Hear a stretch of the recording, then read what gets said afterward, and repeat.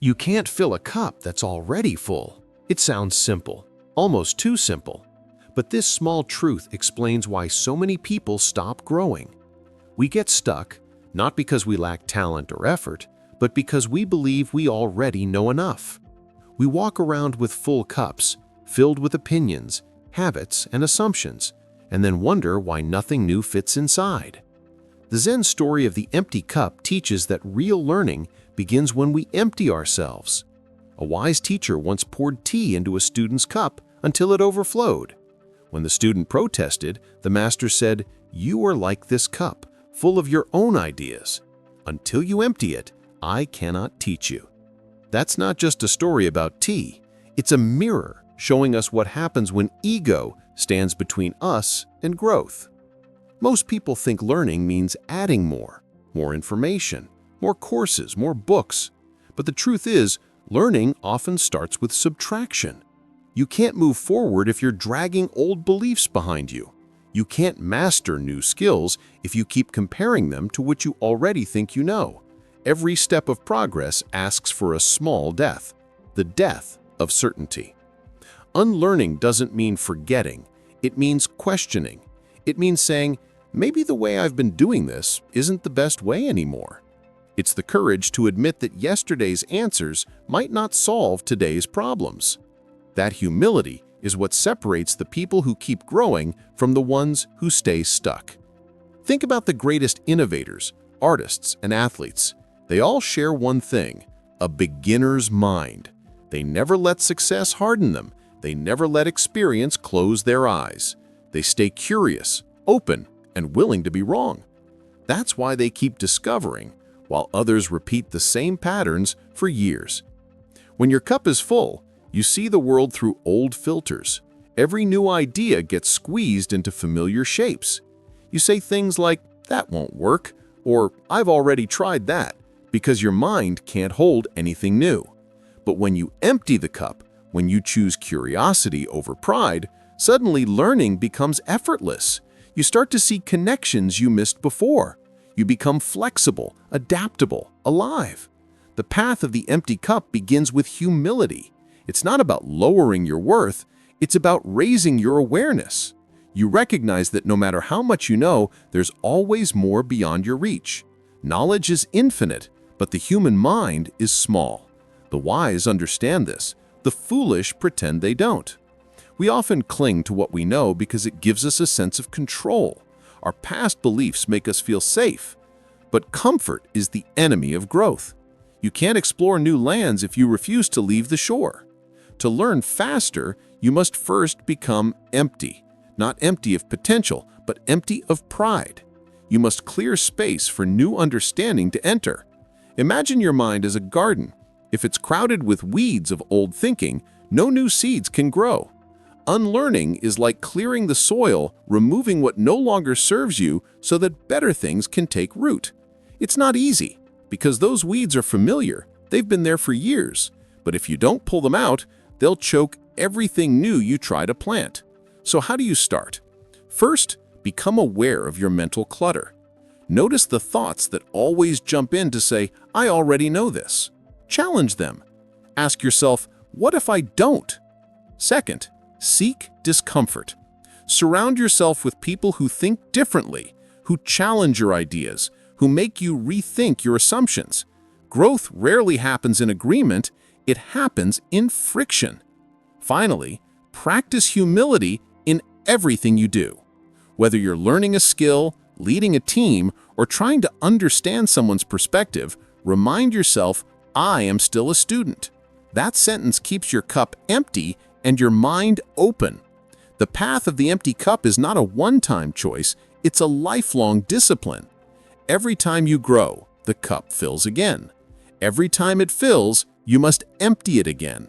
That's how learning truly happens, in cycles of filling and emptying, knowing and unknowing, building and letting go. So how do we live with an empty cup in a world that rewards knowing everything? We start by understanding that knowledge is not power, adaptability is.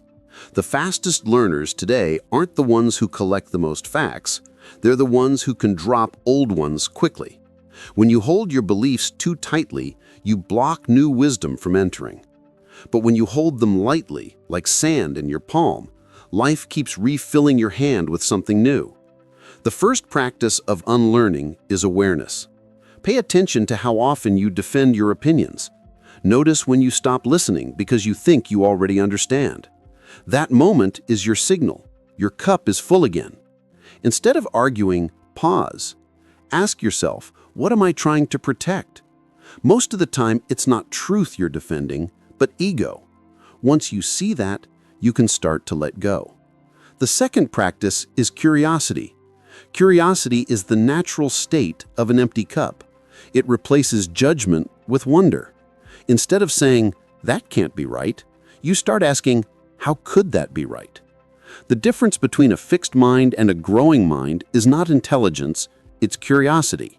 A curious person keeps learning long after others stop, because they're not chasing certainty, they're chasing understanding.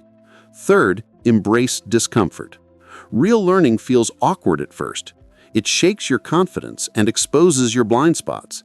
That's good. It means the old structure inside you is breaking so a new one can form. Many people quit at this stage because they mistake discomfort for failure. But discomfort is the teacher knocking at your door. If you open it, growth walks in. Fourth, practice letting go of perfection. The full cup mind wants to be right all the time. The empty cup mind wants to get better all the time. There's a big difference. When you stop chasing perfection, you give yourself permission to improve. Every mistake becomes a lesson instead of a wound. The humble learner learns 10 times faster than the proud expert because they're not afraid to look foolish. Another part of unlearning is updating your mental models. We all build invisible maps of how the world works. They help us navigate life until they don't. When the map no longer matches reality, we suffer. The empty cup mindset reminds you to redraw your map often. Ask, does this belief still help me? If not, rewrite it. Staying loyal to old truths can quietly destroy your future. Unlearning also applies to emotional patterns. Sometimes it's not what you think, but how you react that keeps you stuck. Maybe you've learned to fear failure, to avoid risk, to seek approval. Those reactions were once useful. They protected you. But as you grow, those old defenses become walls. To unlearn them, you must question your emotions, not just your thoughts. Each time fear or pride appears, see it as a chance to empty the cup a little more. When you practice this kind of awareness every day, something powerful happens. You stop being rigid. You stop needing to be right. You start listening deeply, observing carefully, and adapting quickly. You become the kind of person who can walk into any situation, learn what's needed, and grow from it. That's real strength, not stubborn confidence, but quiet openness. Let's talk about how to apply this in real life. At work, unlearning means questioning the way things have always been done. It means not assuming experience equals truth. The world changes too fast for that. The most valuable people in any team are not the ones who know everything, but the ones who can learn anything. In relationships, it means dropping your old stories about people. You might think you already know who someone is, but people evolve. When you approach them with an empty cup, you give them space to surprise you. You start seeing them as they are, not as they were. That's how understanding deepens. In personal growth, unlearning means clearing away the noise of comparison. You stop chasing what others say success looks like and ask, what matters to me now? The moment you stop copying and start questioning, your path becomes your own. That's the power of the empty cup. It returns you to yourself. The truth is, every stage of life demands a new version of you. What worked in the past may hold you back tomorrow. The habits that made you strong can later make you rigid. The ideas that once guided you can later blind you. To keep growing, you must keep shedding old layers, like a snake renewing its skin. That shedding is not loss, it's evolution. Remember, unlearning is not about erasing your past. It's about freeing yourself from its grip. It's honoring what helped you, then releasing it when it stops serving you. The past is a teacher, not a home. You visit it for lessons, not for shelter. Every time you empty your cup, you make room for a new chapter. Every time you unlearn, you prepare yourself for deeper wisdom. You begin to live not as someone who knows, but as someone who keeps discovering. That's how you stay young in spirit, no matter your age. The moment you think you've arrived, you start to decay.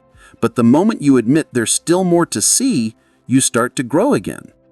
So today, take a moment to reflect. What's filling your cup right now?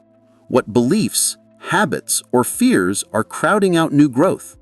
Don't judge them, just see them. Awareness is the first step to release. Then, little by little, start to pour out what no longer serves you. Let go of the need to always be certain. Let go of the fear of being a beginner again. Because the truth is, being a beginner is not weakness, it's strength. It means your mind is alive and ready to expand. Every master, no matter how skilled, remains a student inside. They keep their cups empty, their minds open, and their hearts willing to learn again and again. And when you live like that, humble, curious, and ever learning, you don't just grow faster, you grow deeper. You start to see the world not as something to conquer, but as something to understand. You stop shouting your knowledge and start listening to life itself. That's where real wisdom begins. That's the path of the empty cup.